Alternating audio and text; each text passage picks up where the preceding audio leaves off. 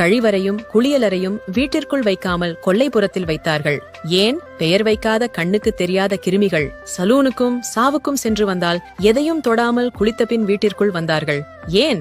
கிருமிகள் செருப்பை வீட்டின் வெளியே விட்டார்கள். ஏன்? கிருமிகள் பள்ளிக்கும் வெளியேயும் சென்று வந்தால் கை கால் கழுவி வீட்டிற்குள் வர சொன்னார்கள். ஏன்? கிருமிகள் பிறந்தாலோ இறந்தாலோ தீட்டு என்று 10-16 நாட்கள் தனிமைப்படுத்தினர். ஏன்? கிருமிகள் சாவு வீட்டில் சமைக்க கூடாது என்றார்கள். ஏன்? கிருமிகள் குடும்பத்திற்கு சமைக்கும் பெண்கள் குளித்துவிட்டு சமைத்தார்கள். ஏன்? கிருமிகள் வாசல் பெருக்கி சாணம் மஞ்சள் தெளித்து கோலமிட்டார்கள். ஏன்? கிருமிகள் மண் செம்பு வெண்கல பாத்திரங்களை உபயோகித்தார்கள். ஏன்? கிருமிகள் வீட்டில் சமைத்த உணவையே பெரும்பாலும் உண்டார்கள்.